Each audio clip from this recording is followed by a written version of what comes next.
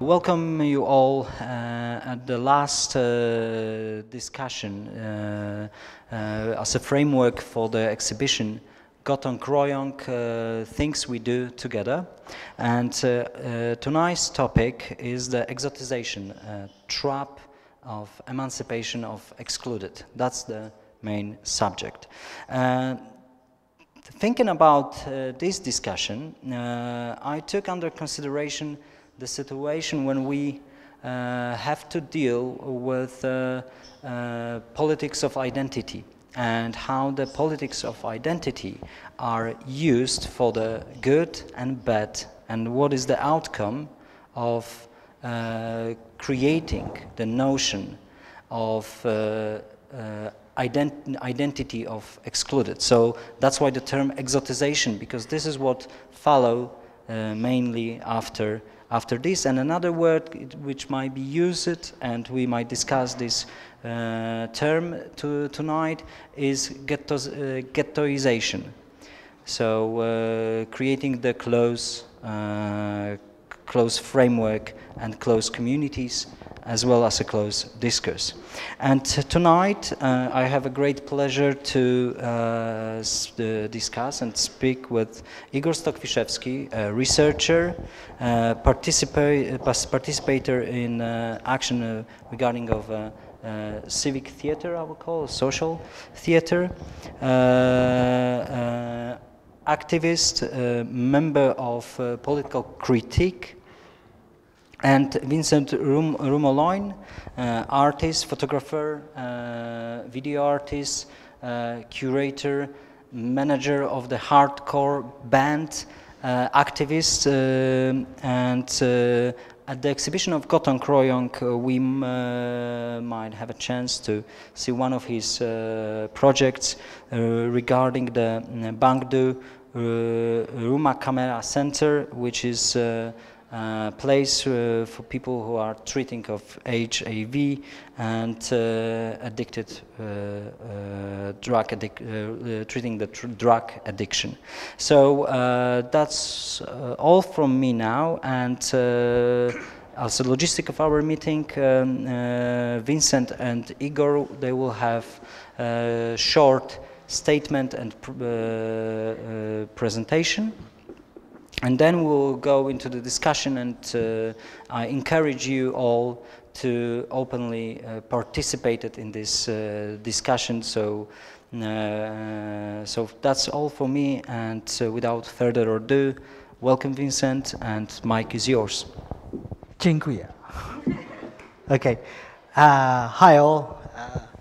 Thanks for having me tonight to speak about exoticization, which is like really tricky issue. It's hard for me to see where I'm at. Am I exotized or being exotized? Like, it's like really good experience and nice thing to discuss, especially in Western, because it started like I'm really curious about this when I got this topics, because as you know, based on what that been explained about me, I've been like working in various different kind of things, not as an artist, but as manager, as like any other thing. So I kind of like moving into the community slowly, and then I end up like maybe I can do some art project. So it ended up like long years of approach to this community. So I end up like with this project that you can see in this exhibition. But I really want to take where it start from, because when I started this project, I never thought it's going to be this far. It's not going to be like put it in the other side of the world, which is going to trigger these issues of exoticization. And I'm trying to like explain a bit like about my experience, how I understand this, and how try to research more about this. So it's about all about the chasing the sun. So it started from there. So when I saw, like, this is winter, like this is my first winter, and I saw to the outside, like, okay, this is all like gloomy and everything. So maybe this triggered the curiosity of the Westerner to travel, to explore the world, which is, you know how bad the weather, and you just like, maybe some crazy guy back then, like thinking, maybe there is something happening like in the other side of the sea. Why don't just explore? Because just, I know from my friends that I really want to go to Indonesia and I will experience sun because winter are really bad. Maybe the same thing, I don't know. But when I see the outside, I made like a short video about understanding winter.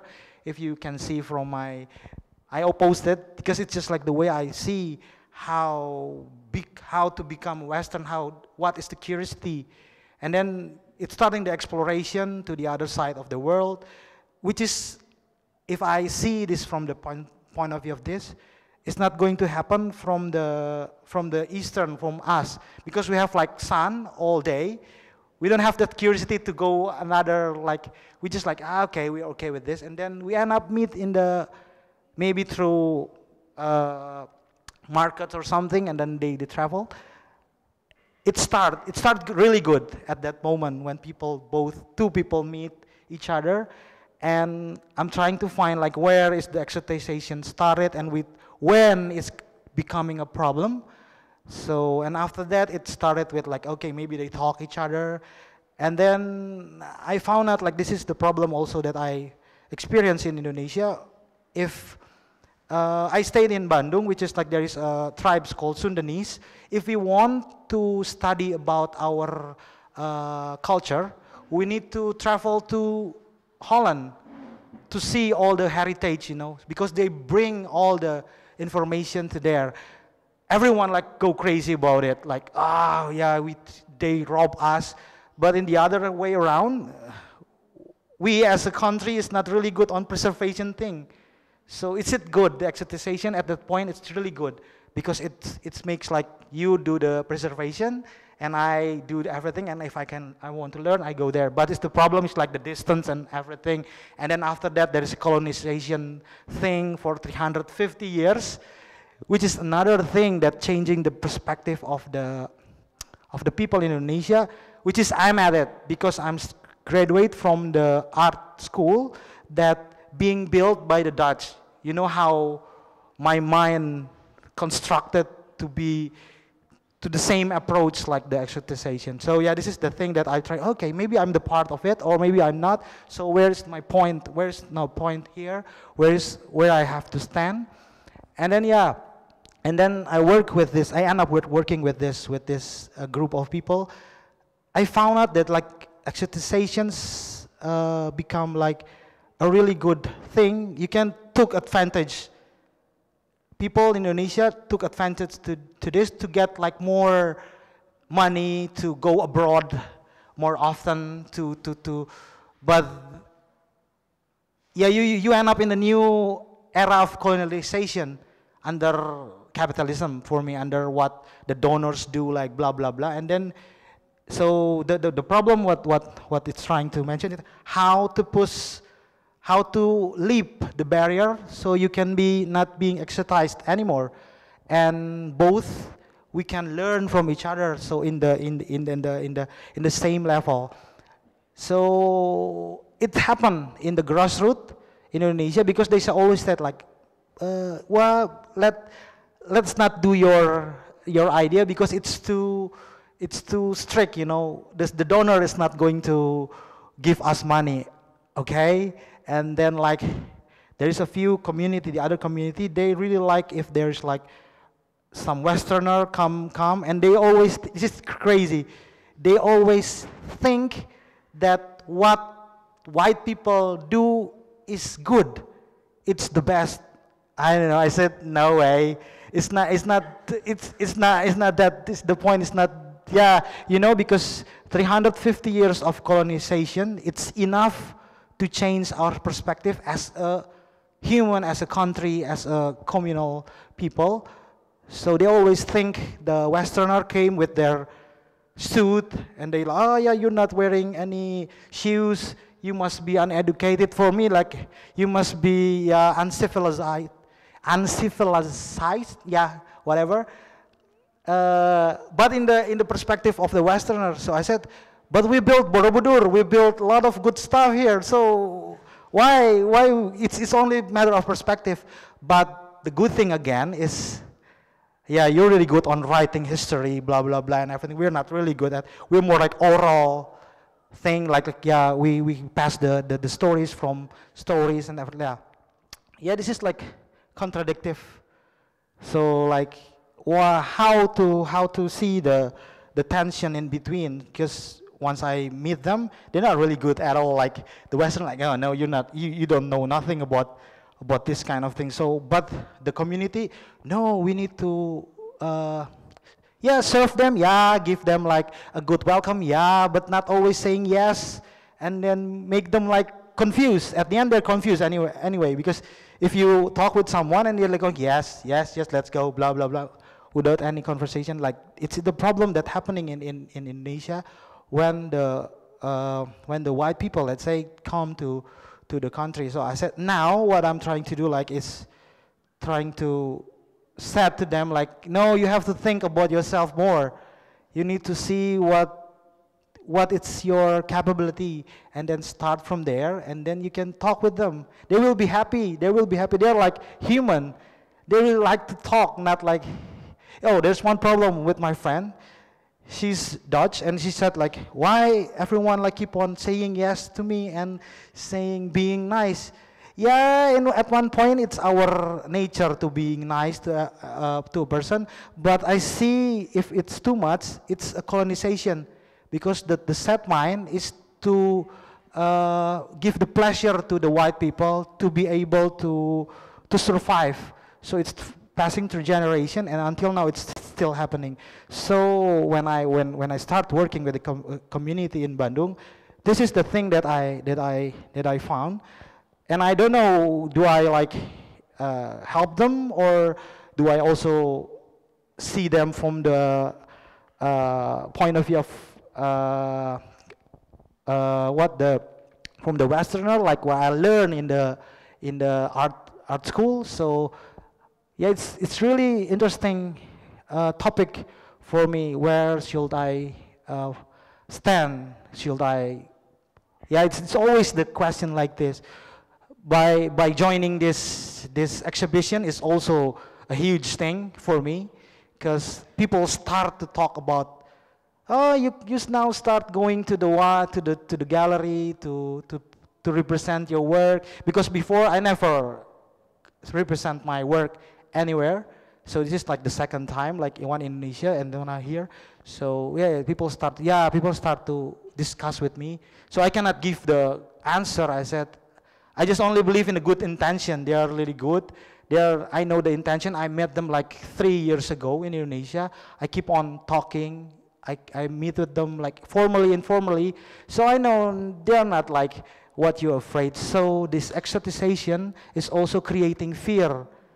So we are like always suspicious about, okay, we are going to move to the Europe, and you will be like blah blah blah. It's happening not only the grassroots, but also in the art scene in Indonesia, which is, are you crazy? You still think about this?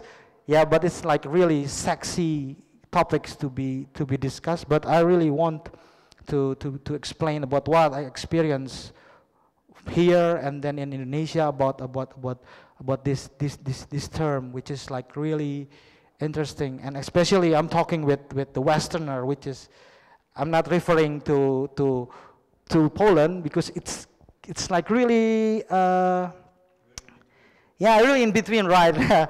It's really special country, I must say, because I've been to Germany, I've been to Sweden, I've been to Holland, and it's different, the way of thinking. I think we are like have a same, yeah, being abused with the same kind of thing. Like somehow yeah, it's same like in Indonesia. Like, so I know, yeah, we're starting in the same point at the end. Yeah, so when they're talking about this thing, and then they ask me to join, yeah, I know you are like, Yeah, it must be in Poland, that's all. Because it's not going to happen in Germany. They're too strict for me, like, but Poland, yeah, we kind of similar in a way, so we can understand easily. So that's the history, like short of history of everything. So I think that's all. Maybe we can walk through after this if you have a question. So this is like the general idea what I'm going to put it on table about this topic, so we can start from there. Yeah, thank you. Thank you, Vincent. And I think it's time for Igor to speak. So, as I said, Igor will make this statement in Polish. Yes, but then I am going to switch into English.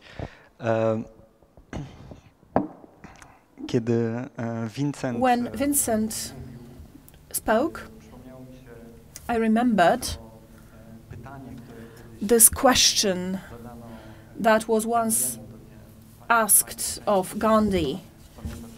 Some of you probably remember this situation. He was asked, "What do you think about Western civilization?"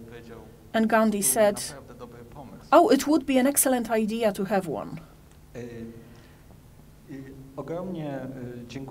So, thank you very much for the invitation. And I must say that the proposal of this topic by Konrad and the idea for this debate were extremely inspiring in my mind. And since we are in a kind of workshop school environment, let's call it so, it even says school over there, I thought that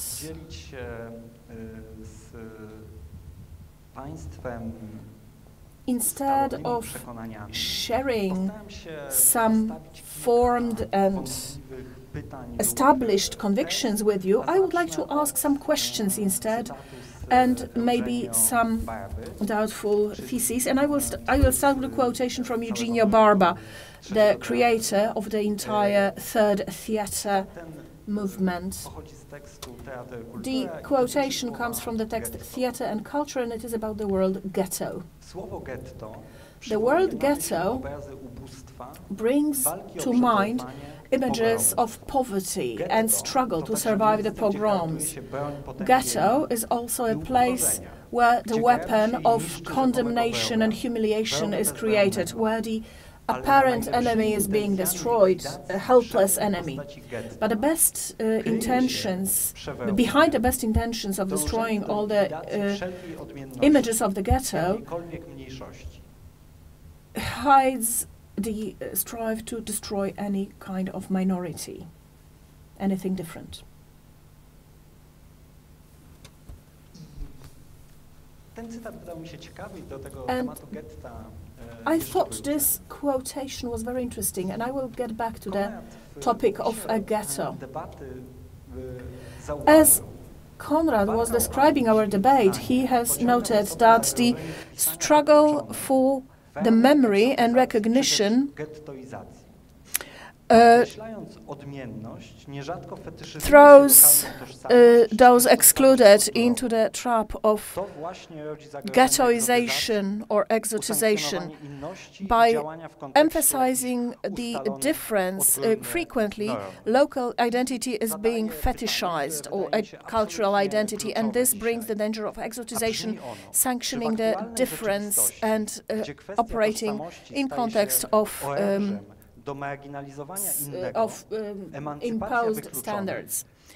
So in current reality, where the matter of identity becomes a weapon to marginalize the other, emancipation of the excluded may condemn them to exoticization. In answering this question, I thought we should look deep within ourselves and first answer a question as to what really attracts me as an activist, an artist.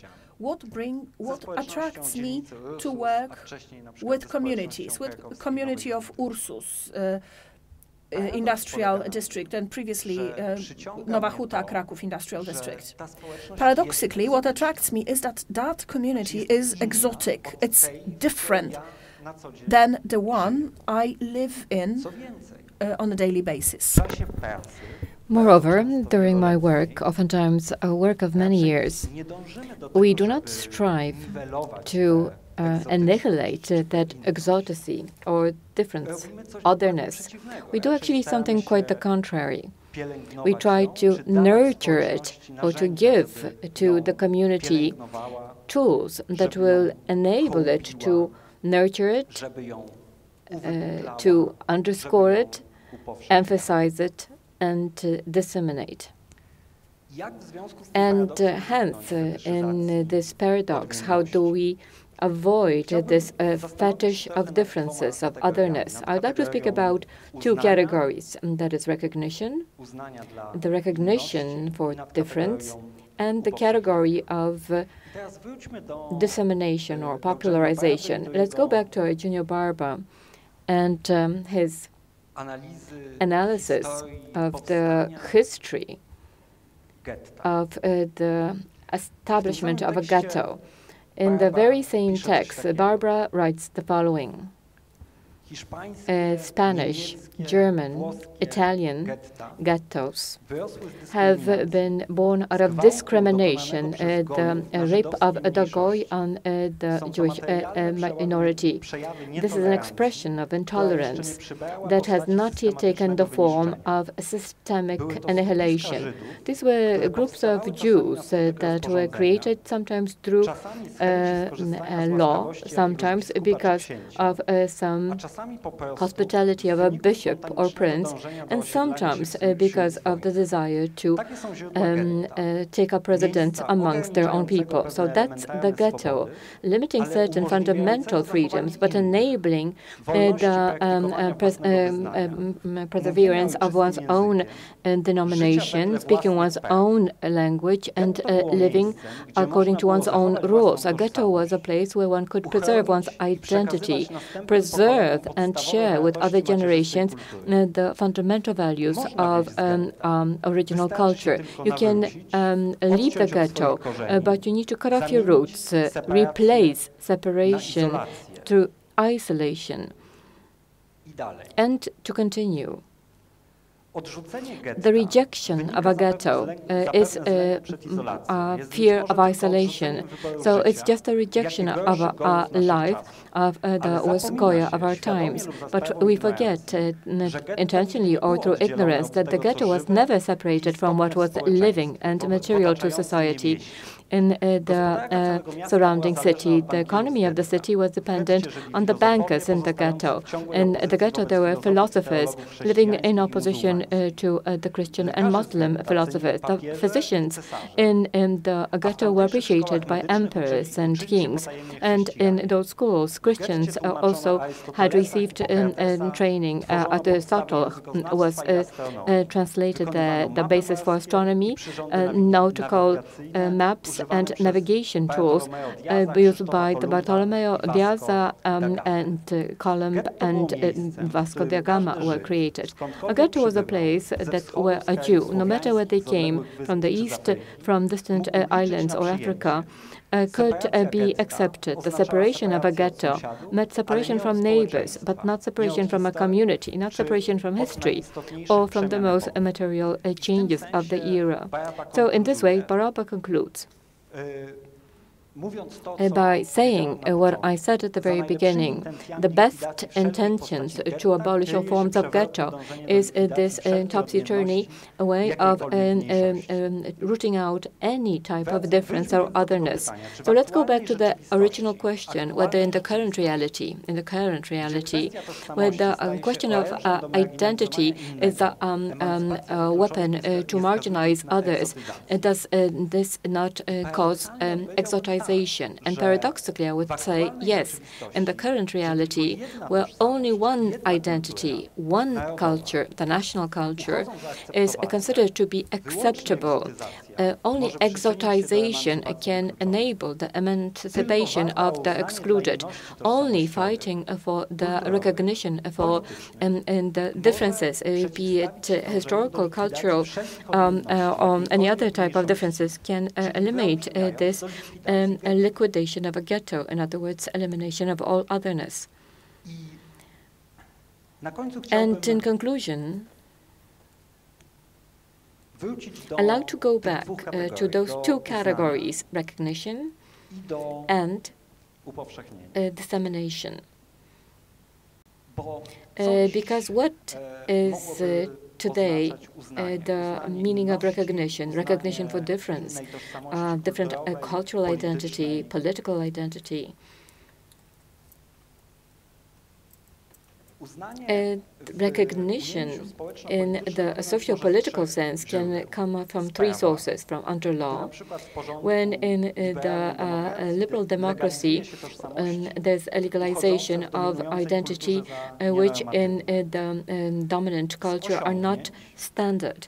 When in the, for example, capital orders, the social culture, which is based on different forms of prestige. But recognition can also come from love. Love is the particular form of recognition. In the sociological terms, there is in the process of establishing and understanding love as a form of behavior, social behavior, not just as just a certain form of behavior. Honnet, a German philosopher, said that love allows us to give knowledge of a separate identity in the society, which from different forms of interaction has followed on a mutual care. And the recognition for people within a community of this type of relationship is of full care and love for the well-being of another person with respect to the individual situation and needs.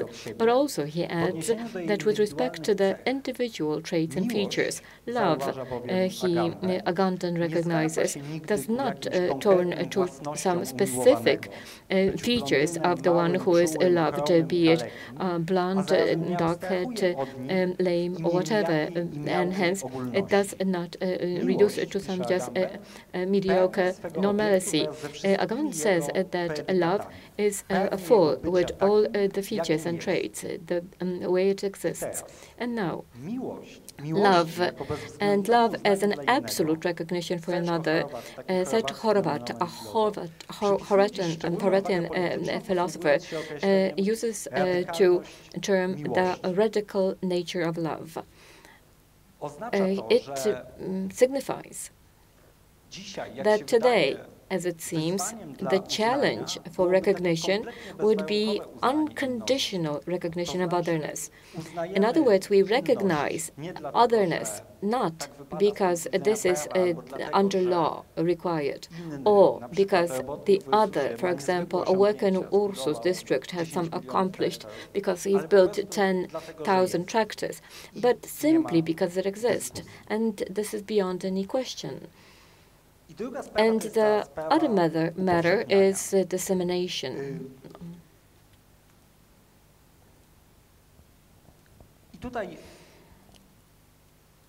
And in this case, a little bit about the Ursus and workers, the former workers who worked in this tractor company.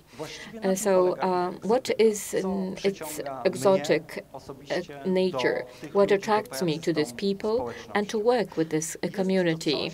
This is something that I would term the class difference, to be quite honest, in terms of sociology. These people live in a world where they have values such as community, neighborhood, ties, familiarity, and practicism. But also a sense of solidarity and a sense of fighting for dignity. So these are the typical working class values, and the middle class that I am a representative is characterized by egotism, building distance toward others, and a tendency to be dominating. And we had recently done, a sociologist carried out a study, and it is the middle class which is really where most of the nationalists are derived from, and not the working classes. And the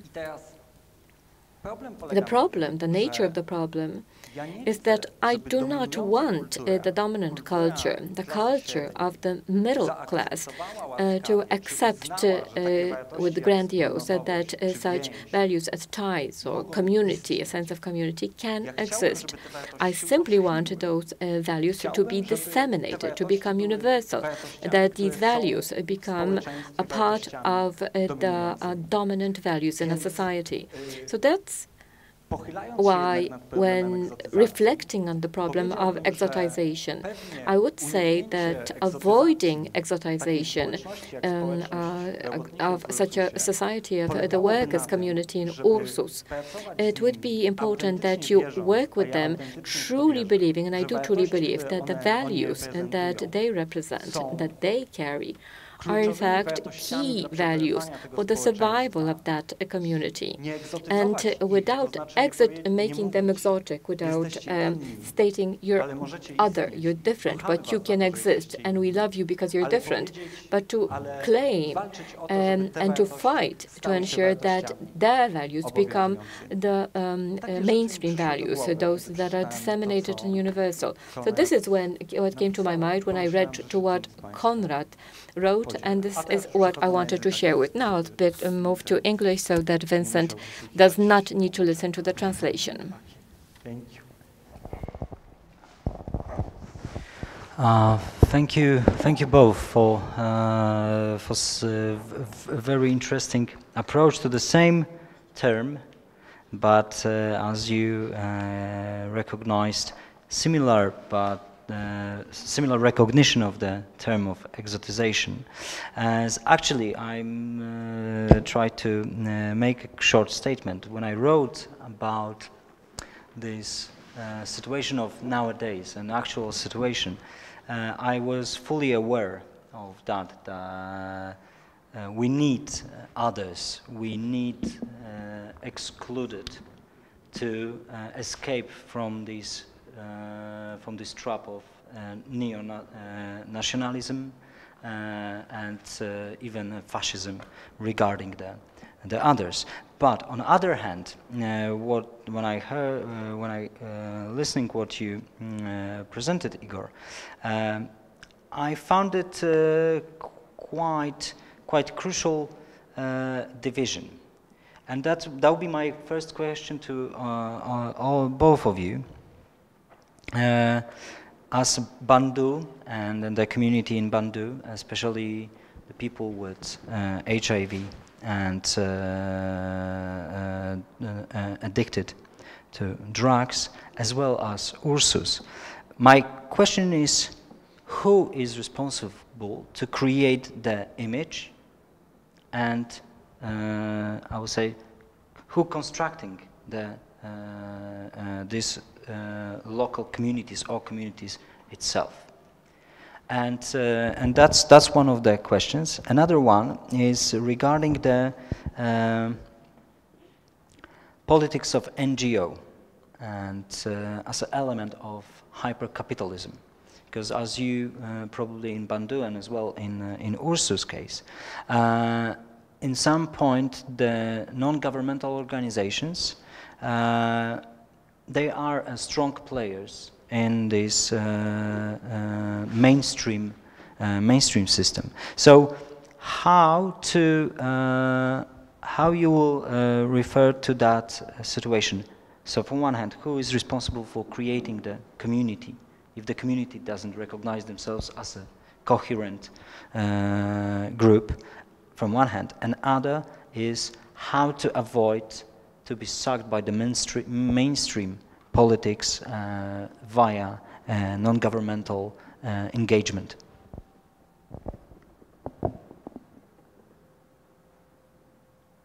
And as I said, you are more than welcome to intervene in any moment if you have and like to have a comment or question. Okay. Who is responsible? I think in case of the HIV and AIDS and stigma and discrimination within the drug user, why they need this community at the end, the first idea was like they need to be together, because at that moment in Indonesia in 90s, the campaign about HIV, it's to put fear to the society. So it create fear about the virus and the human itself. So the problem was like people is not, it start to fear towards the people, not understanding about the disease itself. So they're starting to avoiding them. When people start to get infected, they've been thrown away by the family, and then some of them like end up in the hospital. No one's there, and one of my friend stand up in the, when we are hanging out, he's standing 25 kilograms, and then he simply asking for help. So based on this case, who is responsibility of this? Like it's more like general, like us maybe. So their intention to survive in this mainstream or like this world is to be together. If they are not together, it's going to be swiped away like easily, because the condition of the society in 90s until now it's not changing. Yes, so sadly, the fear in the society is like really huge. So they didn't care about how it's transmitted, how the progression of the research about HIV. They only said like, okay, HIV equal death, which is not like, oh my God, it's really crazy. When I talk with the governmental officer, she asked me a stupid question about my friend who is HIV. She asked, did your friend is already cured? Oh my God, that's so the level of the understanding of this issue. It's really, government people. Why don't you just know it's not curable? It's there, but it's not curable. So it's the lack of the information and everything. So creating this the will of them to become exotic, to put the distance from the community, which is at the end it's being exotized. Like, so people like know, oh, this group is exotic. So because they are all HIV positive and all drug user, but yeah, this is what happens. So who is responsible? Like, it's really big. So it's like rooted in every aspect. So education, like health, like government and everything. So they urge the urgency of them, like, let's just to be together. Let's see what happen. If we die, we die together. If we continue together. In 2003, so now it's been like, so more than 16 years, 17 years they still survive. Some of them, they are now celebrating the 10th year of their survival, because back in the 90s, no one think that they're going to pass 10 years after they're being tested. So I think if we talk about the responsibility, it's more like us in the case of Bandung. So the second question is like how to avoid. Oh my God, yeah, how to avoid the NGOs. This is super tricky. This is like it's really. So they wanted to.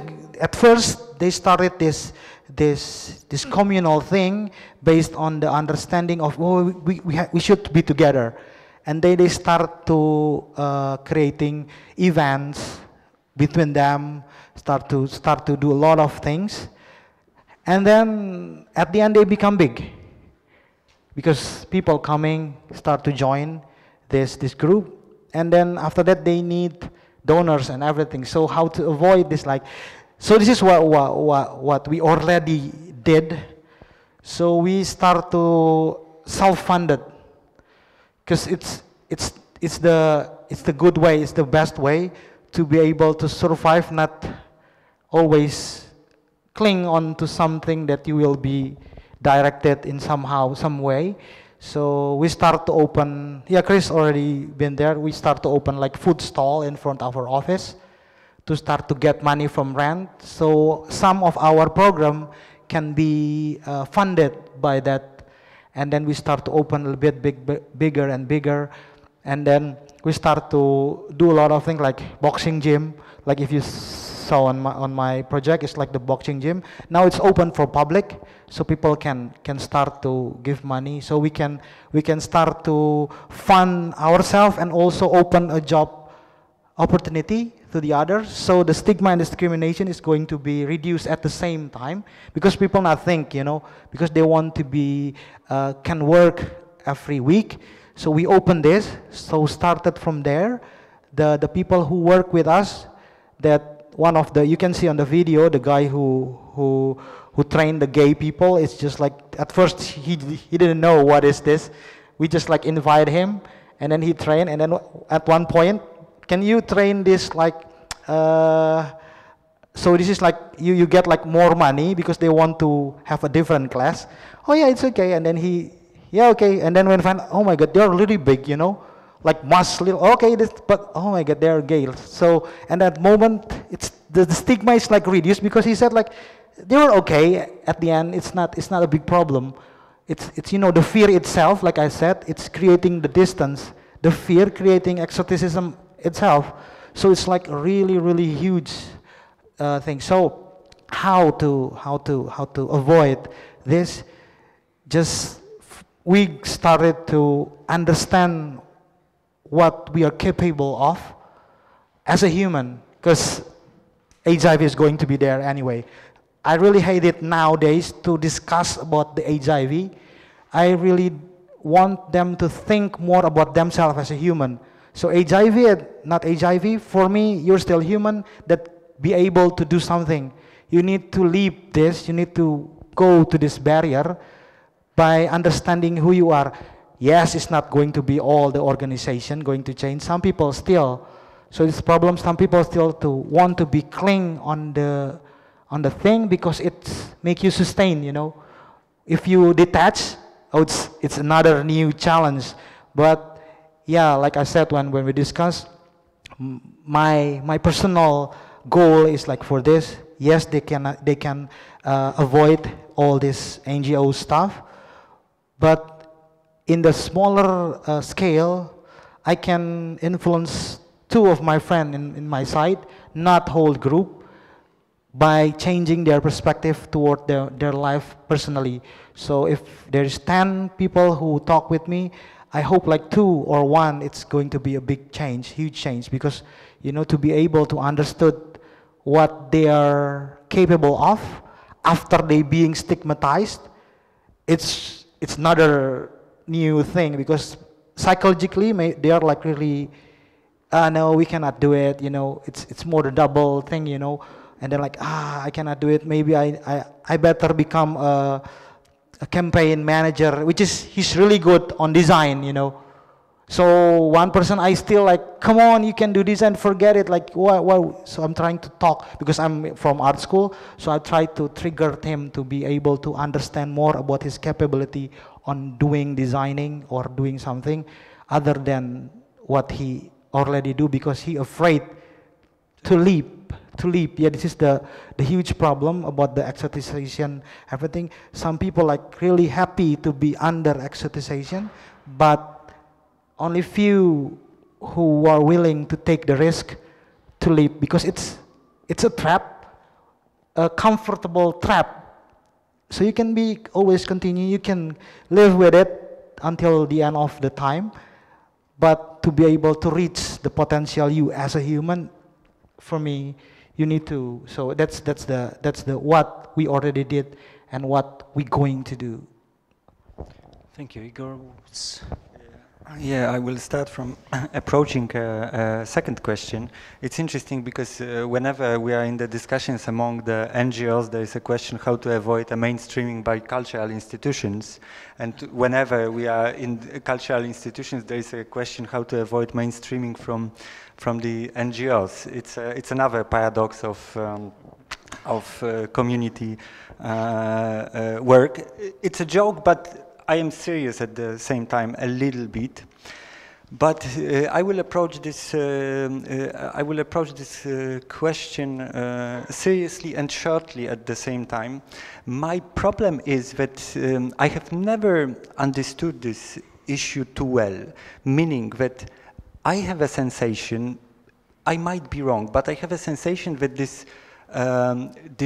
critical approach to so-called NGOization in community arts, it rather came with the Western discourses, and it has never been truly discussed in a Polish context. But I mean, really, there are no researches, in fact, done upon what is the dynamics of non-governmental organizations working with communities in regards to the benefit of the communities and the benefit of, for example, public actors, and so on, so on. So I have a little problem with this. I think it's just imitation of Claire Bishop's observations on the British scene. Yeah. I noticed the same thing that you mentioned, and I've been asking that question to myself a lot of times. If it's because, in fact, the sector of NGO in Poland is so much smaller and not as much of a business as it is in like other Western countries, that of course there are, like, it's changing, and there are some NGOs that are becoming a lot more of those massive machines or organisms producing campaigns, producing money, in fact, to be able to sustain themselves mostly. However, it's on a completely, a lot smaller scale compared to like England, as you mentioned, for example. Because in fact the sector as a whole in Poland is still very much struggling to be treated serious as a path for like a career, for example, or as important players in certain processes in Polish society or politics, and so on, and the market as well. Maybe. I mean, frankly speaking, I don't know. I agree it could be the reason, but I am absolutely sure that the genesis of so-called the third sector in Central and Eastern Europe is completely different than in Western countries. The dynamics, the financial dynamics, the so-called neoliberalization is also, those processes are completely different. Exactly. I think also the relationship to the government and government organizations is clue to the difference, because, and also a clue to the respect of the social, like the public respect towards the non-governmental work. That's. I agree. So to sum up this question, I would say that I believe we really need to search on it, but I would try to avoid copying the Western discourse on NGOization in Central and Eastern Europe. And the first question, very interesting, extremely relevant. So who's creating the community and who is responsible for creating an image of the community, right? Okay, so in respect to this question, I am quite orthodox. Of course, the community needs to construct itself. If it doesn't, it's not going to work. It will simply not work. It's all about two things: identification and legitimacy. So in case in any kind of process, artistic or participatory political process, until the community identifies themselves with the process, they provide legitimacy for the results of the process.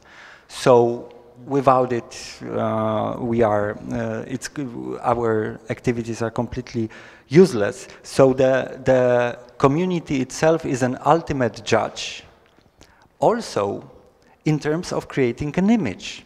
This is very interesting, I have to tell you, because, for example, when we started to work with the Ursus community, we have made ourselves a test.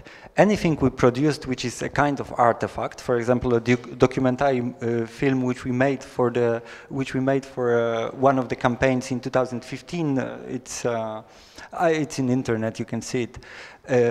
We have decided that we can use this documentary if a community identifies themselves with it, with its aesthetics, the narrative, and so on, so on.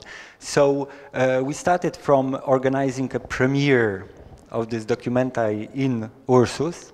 A lot of people came, like almost 500 people came to see this documentary. It was very nice, and we had very many doubts, because of course we are not sharing with the community the same aesthetical approach or even the values, as I have mentioned at the very beginning. Those are different universalities. I mean, we are different social classes, but the reactions were extremely positive, and so the legitimacy was provided.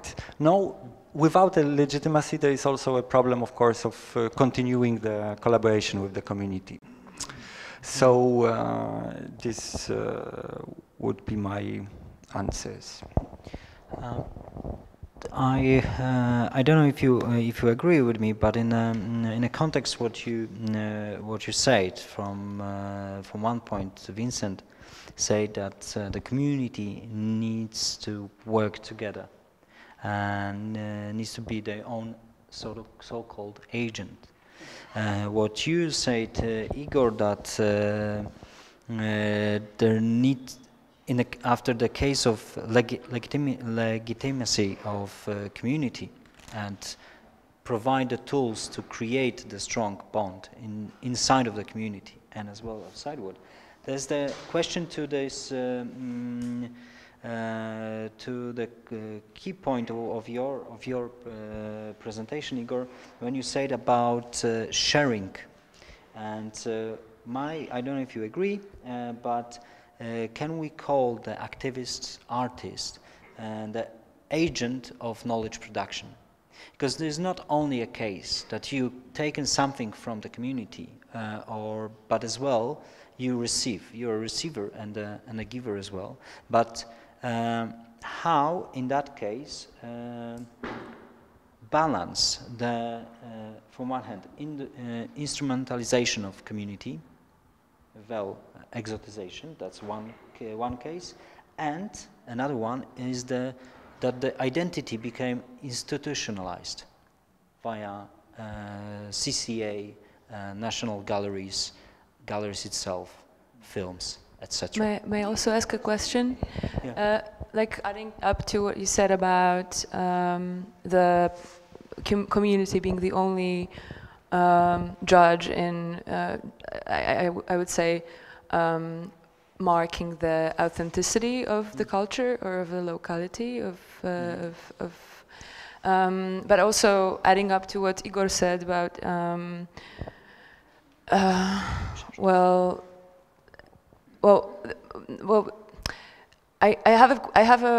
am a documentalist. I work with film, and I'm also a researcher.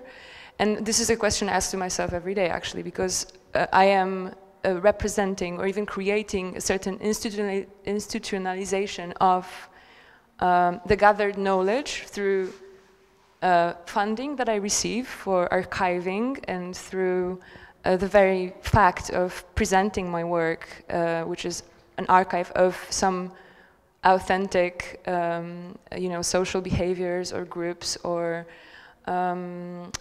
basically transferring this to the artwork or text or image. And I was wondering, like, is this truly so that the community itself could be the only one judging of the authenticity, since I have encountered and thought a lot about examples of communities that do not, like even you said that in your country, it's not really so very common to preserve things, and there are, for example, African cultures that only that do not archive their culture. They do not, like, they really treat it as something, like they have a very different sense of responsibility or sense of quite different relationship to their history.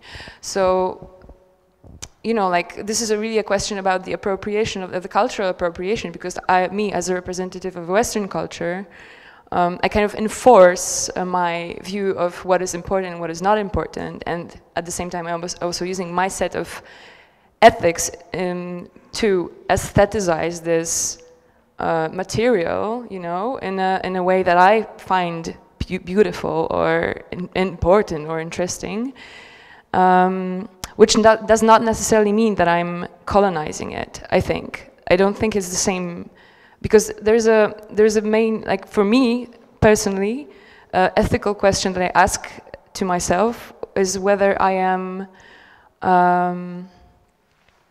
actually exploring, and to whose benefit am I exploring? What is the power play in there, you know? So I'm sorry, it's not even a question really, but I just wanted to, like, yeah. Make a comment, because to the same topic, I also would like to add something that for me there are two things. One is ethic, and this is of course much more radical thinking, that if somebody thinks that we didn't use this person image in not ethical way, it's obvious that we should not use it in this way as this person think. And the other thing is, for me, the question of, as what you asked about, is the question about the legitimizing of the piece of art, which is about some community. Because even in the participatory art, I think it's very dangerous to think that community can, as the one organism, agree that something is good or bad, and that there are different antagonisms inside the community. Some participants in the community can not agree with each other and so on. So I think that it's very difficult, and I think that it's very dangerous as well to think that community can have just one statement about one thing. And for example, for sure, as you said, that for your presentations, 500 people came. I'm sure that some of them didn't agree with each other. And there is also the question about the level, to which level people should, or community should agree inside of the community, that we can agree together that the piece of art was legitimized by them. I repeat once again that for me it's also dangerous to think that community should agree as the total organisms. So you think there's not one body? Yeah, this is not one. The question is not to treat the community as one body, because it's also part of a specific sort of exoticization, in a sense. I mean, it's an assumption that is not necessarily true. But I also wanted to add up examples of exoticization or some like, well, there are examples. Two examples I'm thinking of. One is Polish mountain, like Tatra mountain folk culture, which was preserved as the national treasure, but it's actually fake at this point. Like, the tradition is only kept, and I'm sure you know it from your country, and every country has this kind of like folk culture, which is actually exploited, but it's also artificially preserved. Like it would not exist if it wasn't a tourist attraction or some sort of secondary knowledge about some ritual that is not naturally being kind of like preserved. It's like became its own shadow. And another example that I'm thinking of is a friend of mine is doing a very interesting project in China about, well, there's like the Chinese government is basically recreating Tibetan culture, or not even recreating it, creating it from the scratch, like creating a myth of Chinese Tibetan land, with the entire folk culture, dances, and actually became like, there are people, she made interviews with people who know it is actually something that have started, like that happened in the 80s, not earlier, but they repeat this myth and they believe that this is their culture. So the sense of community and the sense of like the voice of the community is actually false, but it's true, you know, because it's something that they need. They have been offered this and they took it. Yeah. That's a very interesting thought, and thanks for this example. And it actually, well, it actually like triggered some association in my mind. One thing that I read about that happened with Kaszub culture in Poland was pretty much the same phenomenon, that some anthropologists in 1920s were researching the remnants of the remains of Kaszub culture that was pretty much non-existent at that point, because they absorbed the German and Polish culture to like the level that the rituals and like the traditional clothing and all that was pretty much gone, and those artists and anthropologists who decided to live there, they created like the new embroidery, the new design for traditional clothing, and like some dances and rituals that they started teaching in the villages where Kaszubs lived, but like they were Kaszubs, however they did not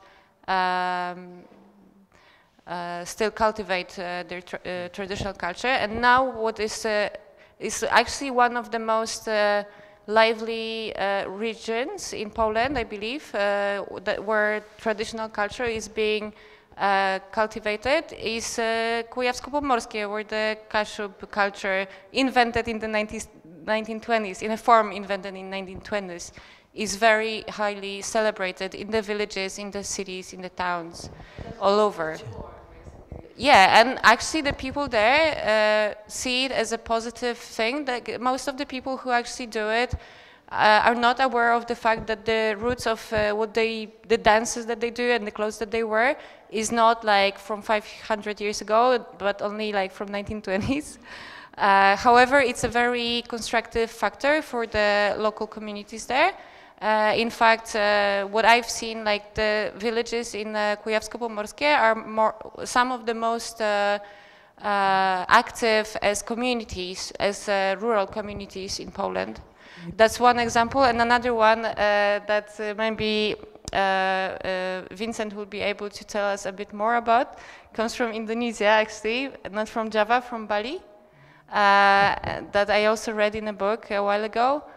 That when foreigners started coming to Bali, at first they were anthropologists mostly as well, and like travelers going there for research, and they discovered beautiful Balinese dances.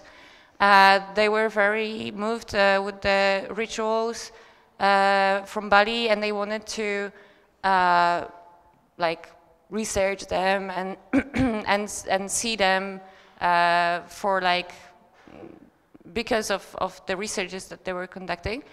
And the Balinese people are very hospitable, and they're very proud of their traditional culture. So of course they started letting the foreigners into their temples where the dances were being performed. But with the time, like there were so many foreigners coming in, that at some point the Balinese people were just not able to receive them all at temples to participate in their rituals while they were performing the dances. So they decided to put the dances outside of the temple for the foreigners to be able to enjoy them. But because you cannot perform sacred dances outside of the temple, they invented a set of completely new traditional dances that was also like invented in the 20s to be performed in a non-sacred environment, environment. And now there are like two lines in traditional Balinese culture. That is like an effect of the exoticization. One for the foreigners, for the tourists, and like for people outside the temple to enjoy, that have very high aesthetical value, and also actually relate to values of the people representing that culture. And then you have the traditional ancient religious rituals that are held in the temples. So in that way, the exoticism, yeah, it kind of shapes the behavior of the communities, makes something fake, but the outcome doesn't necessarily have to be negative in a way. Yeah, that depends how we, or like the people in the communities, actually value those phenomena, no? So, yeah, but I agree with three statements, but actually you touch upon the very significant situation, which is politics of history, and as I will call it, that the history and the past became a new commodity. Who control the past and the history creates temporary situations, and could create, which is actually my fear, can create the future. And those examples of Tatra Mountains and Goral folk, as the Nazi Germans applaud to that, as well approve their politics, and as well your examples of Kashub culture, the Pomeranian region, and Bali, those actually refers to the situation of the 19th century whole knowledge production of Orientalism. It's one of the things which is really close to the exotization, followed by the exotization. But this is not actually the similar situation which we try to, in some point, discuss in here, which we try to touch upon the nowadays situation. What is the risk? Because this situation which you described... Like there are certain, if I may interrupt you a second, like there are certain mechanisms maybe, or like structures that can be observed in situations of exoticization, yeah, of course. in I agree with moments that. of time and all that, and I imagine that communities such as the one that Vincent is working with may be able to observe certain, like, similar moments in their existence where those forces can be kind of switched, no, or taken control of. I cannot agree more that there's similar strategies, but we actually gave the examples of the contemporary, or I will say actual creation of community. What you described before was to create the heritage of the community, heritage of the identity. But and that will be another level of the discussion, which will have to deal into the anthropology and ethnology of, and as well semantics of notion of Orientalism or exotization, which is actually kind of, I think, above our possibilities, and is a bit of the of the main subject. So if I can like continue. Just one more thing. Those were just example to maybe propose a reflection on how those mechanisms of exotization can be constructive for communities. So also like relating to what is what you want to focus on in this discussion, which is like constructing or building communities nowadays in the current conditions. Those are just example, like the heritage is just a tool, you know, but the mechanism of what the community does with what happens to it. Are conscious of this power play we're talking about. So I think as an archiver, I observe very often that the communities are actually interested in being categorized or described, you know, because this is something that is already within the process of archiving, working for their own benefit, and also for this like identification process is fluid, you know. Like I have been recently archiving and interviewing people who are a part of an underground techno community in Brooklyn, and they were, of course, it's a very strange example because those people are very media conscious, but they were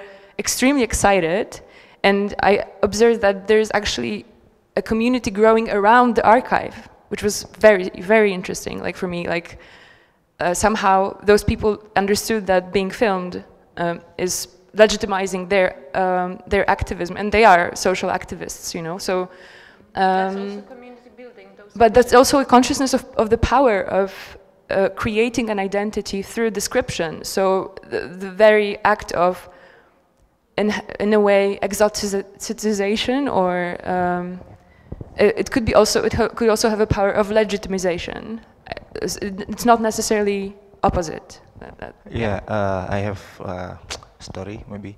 My name is Ari. I'm from Jatiwangi, in small village in West Java, Indonesia. And since 1905, we have like the home industry and huge home industry about the roof tile, kind of in Usus, kind of in the tractor, maybe similar.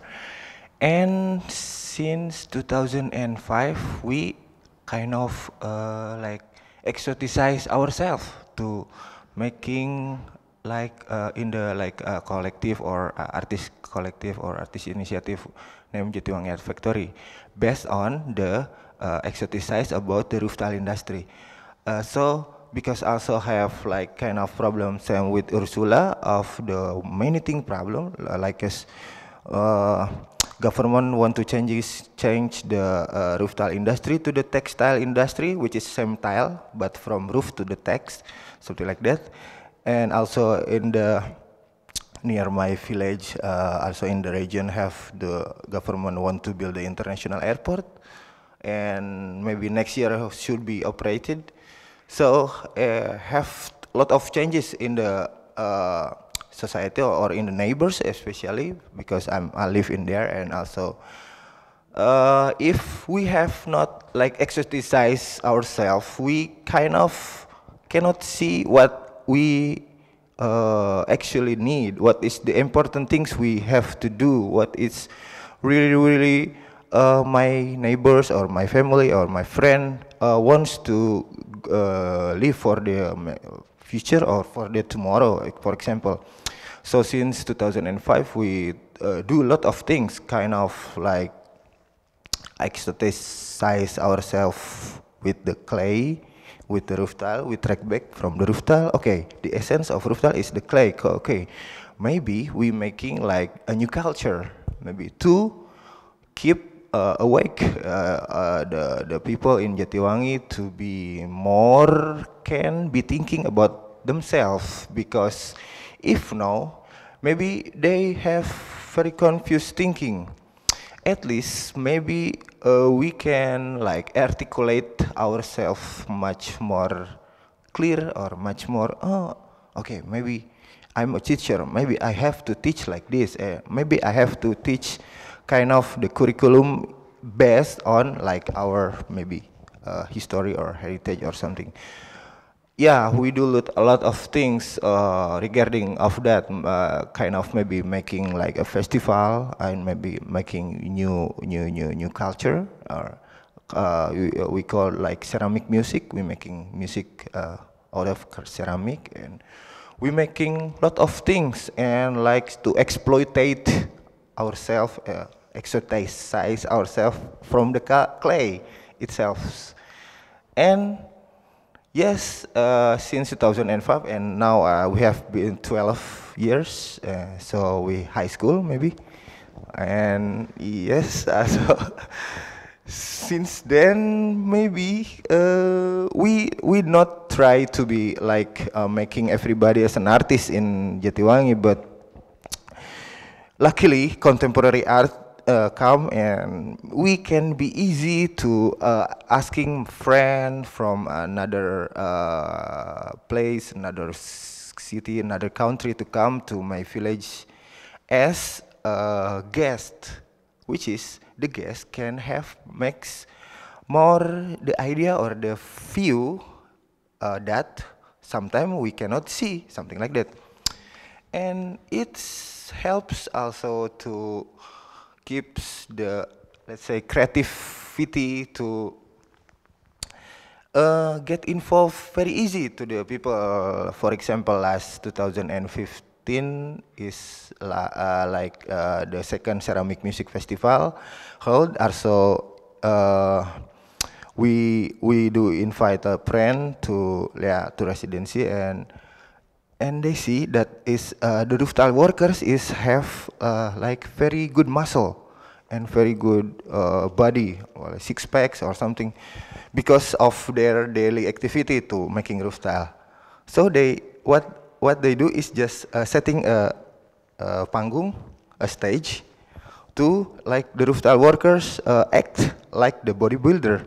So we making the bodybuilding championship for the roof tile workers. So, and yes, it's have more impact to them because they feel like they are very like okay, I'm ordinary people, but when the ordinary people have like the stage, they have more like power to themselves to feel like they have more energy or have more the proudness or have more the confidence, because yeah, sometimes okay, I'm just roof tile workers, I have nothing to do, I have no confidence. Yeah, but when we always make a stage, to make them have visible, like you see that, okay, the community is the entity itself, and they have a name. They not anonymous.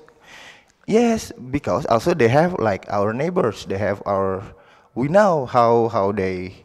How the children, how the kids, how the parents, how they do, how they works, and yeah, that's why we also still doing these things, maybe to exoticize ourselves, to make ourselves visible, something. I don't know, maybe.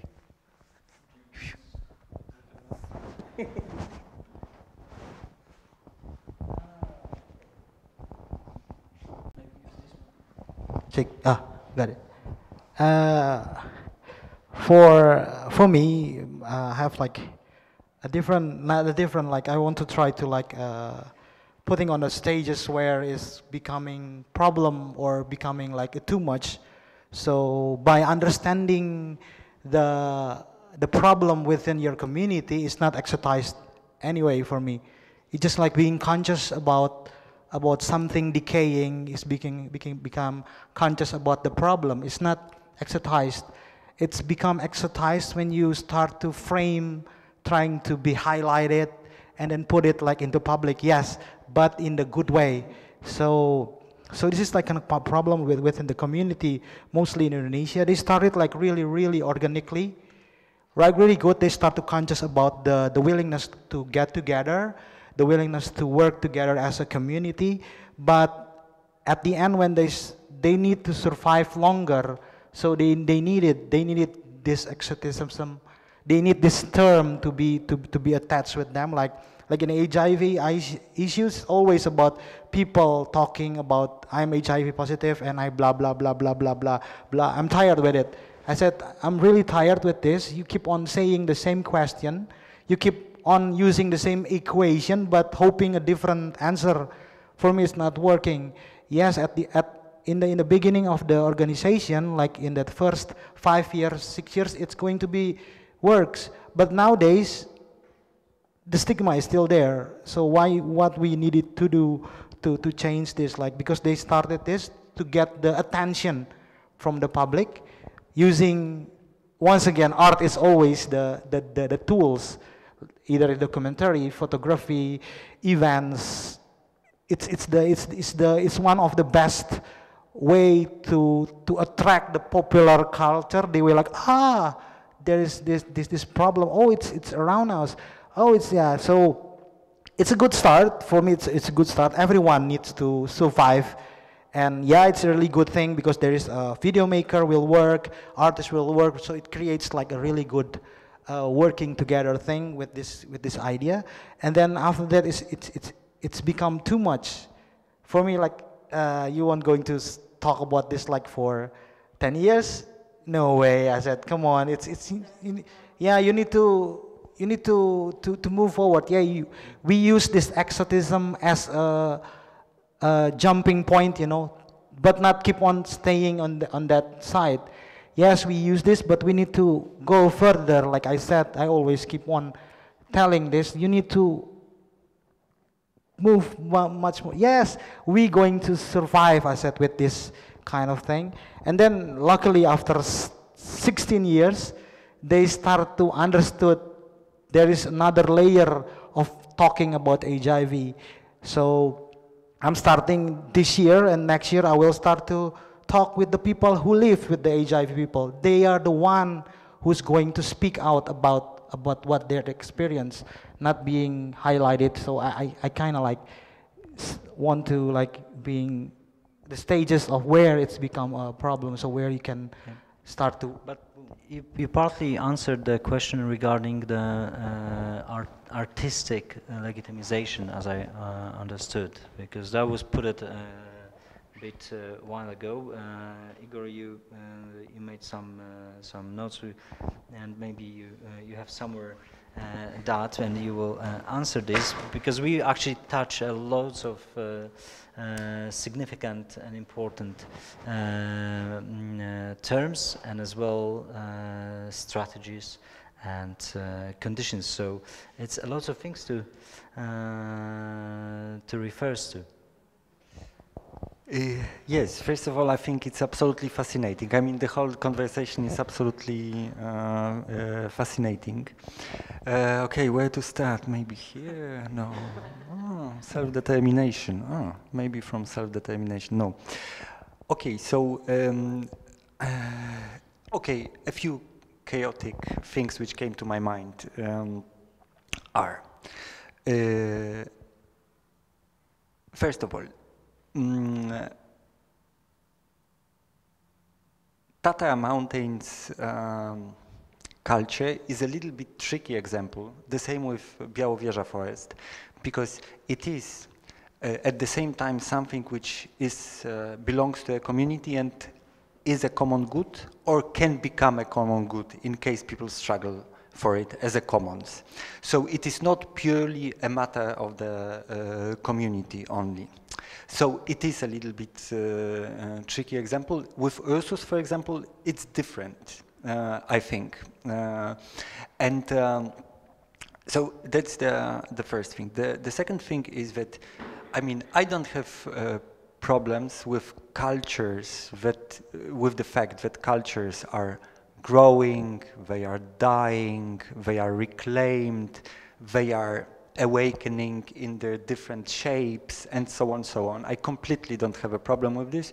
And as you have mentioned, a positive outcome is the most relevant thing. And I would like to relate to Ursus, to something very concrete. In terms of cultural issues, what we are trying to do, because what kind of culture was there?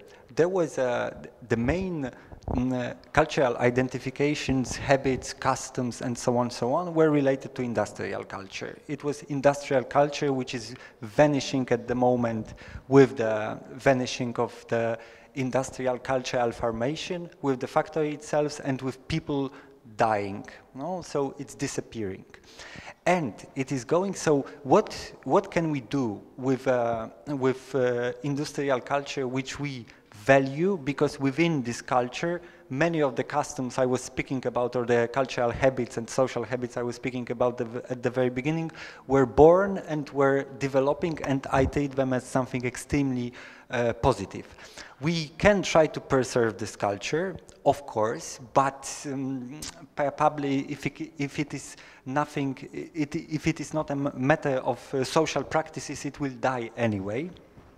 So what we can try to do is, we can try to intervene in the identification changing processes, so intervene in the birth of a new culture, of post-industrial culture that is going to be there in Ursus very soon, and intervene in it in a way that it does include some elements, values, and social habits of industrial culture, also because it means that the community which was related to the factory, and we're speaking about almost half of the population of the whole district, will find its place in the new, in completely new reality. So we are struggling for the culture to transform in a way that it does incorporate some of the past elements, although everybody knows, including the community of ex-workers, let's call it like that, we are speaking about almost 20,000 people, so it's a,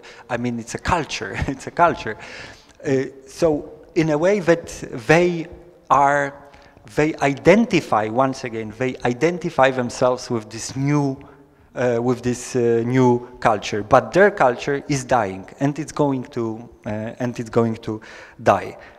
The community as the ultimate judge. I would really like to, I don't know, maybe it's about English language, because I agree, of course, that the community is not the English language, I mean my limitations. I know that a community is not a singular, is not a singular entity, and I agree with it. But at the same time, how to explain it? Okay, for me, it is a matter. I really believe that people, and about nowadays, by the way, people should have the right to self-determination. This is how I understand emancipation itself. No, people should have a possibility to decide upon themselves, with all the, not individually in the sense of, you know, egoistic, but in principle, I believe self-determination is something which we should head towards. So, subjectivity, self-determination, identification. I totally believe that we cannot really judge whether the community is doing good, you know, use of the tools that they are having in their struggles. For example, this Zakopane or the Tatra Mountains issue. It's a little bit colonial for me when we say that those people are destroying that they are exploiting the mountains and the nature. They are, yes, but at the same time, okay, let them kill their own culture. They are going to die with it. So, you know. So I would really like to emphasize the fact that we need to truly believe that a community should have a right of self-determination, whether from our point of view they will do the good use of it or the bad use of it. I cannot agree more, and actually open it as a kind of sum up, is what you say, the self-determination. The self-determination built the new alt-right movement, the new neo-nationalism. This is what built a strong bond. The alt-right became a new internationalism. And this is what the critical thinking and left, in general, I don't want to divide it into the Marxism or neo-Marxism or Trotskyism, but the left itself loses this self-determination and the notion of internationalism. Focused, and that's why I use this term exoticization, that in that point, the critical thinking focus on the divisions, differences, and underline the notion of the otherness, instead of building the self-determination and keeping on going the international relation. And this is what could be a chance to avoid the situation which we actually facing right now. This is mine actually like statement. It's time as well for you for other questions, comments, and shortly we'll pointing to the end. Yes. I want to make one small final comment as well, because I came to this discussion with this idea that exoticism or exoticization, whatever, is an action of the outside world doing something to the community. That it's like, it's the Western world that is exoticizing Indonesia, for example, or the post-colonial regions in the world. However, like during this discussion, I had an impression that all of us have a very different understanding of that term. To me, it's basically when we as outsiders look at a community and take it very literal and very superficial, and that way we exploit it. We get excited about it, but only to like decorate our walls. That's how I imagine what that term means. I see now that to different people here it means something different. And my conclusion from what we've said so far is actually quite interesting. That the exoticization itself can be also something that the community does to itself, but can also, depending on how the community is using that value of itself being exotic to others, that determines whether it can be a tool in community building and self-determination or not. And I really liked Ari's comment about how they, at his village, exoticized themselves to, first of all, build a community, build a new model of functioning as a community in the changing times, and also to attract outsiders who can also propose something to them. Because if they were not attractive in that way, exotic to the outsiders would not have come. And that way, it's like a platform to actually create something together.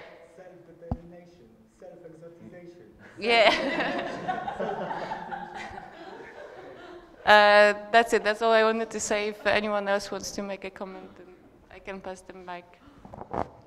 It's like it's really important to nowadays to community to think more than exoticization itself, how to exotize themselves as a community. Because yeah, if we relate it with what happened globally, how the far right movement is like globally here with the Catholic and Indonesia with the Muslim, which is the same thing.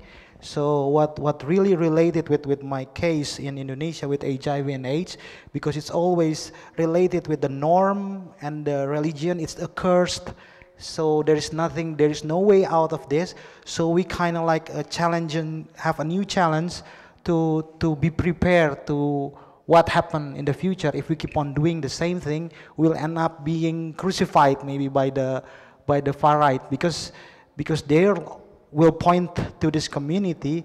So our community is like really vulnerable now, because the trend is like, if you see on the video, one of the guys said like, now the far right is like become trend, and he said like, oh please Vincent, don't, this is explicit content, because this is like, you know, we're talking like in the community like this while we like hang out together, nongkrong, and then we start to emphasizing this problem like, okay, so we cannot use the same methodology again like we used in the 90s. Now we have to be prepared. So I came up with this idea of like, what happened with this, and they just start to talk about what happened right now with the right wing in Indonesia start to rise up, and they feel really threatened by this, because you know it's going to be always about morality. It's like not really into the main like sin or not sin. Okay, I don't really care about that anyway. At the end, like I said, yeah, what we should do now to prepare with this big wave. So it's kind of like starting to really huge. What I really like about this discussion happening nowadays, because what happened in Poland and what happened in Indonesia, it's same today.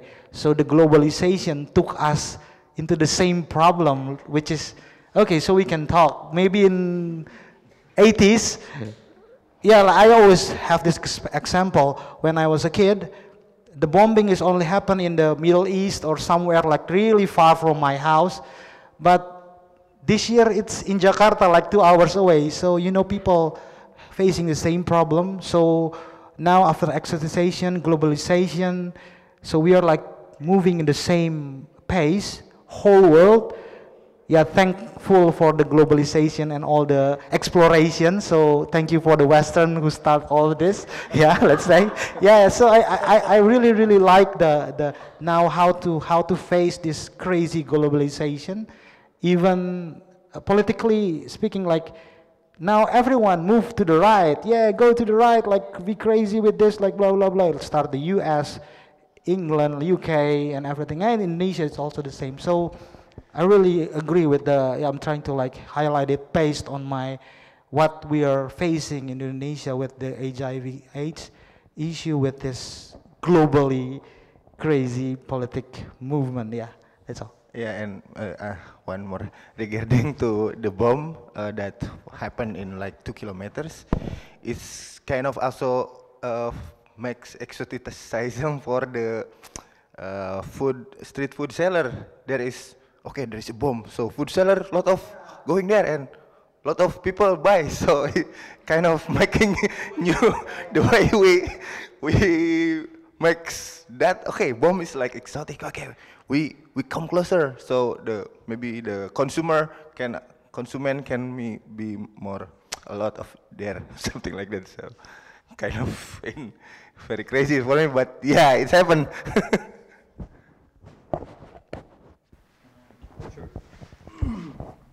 Last chance for comment or question.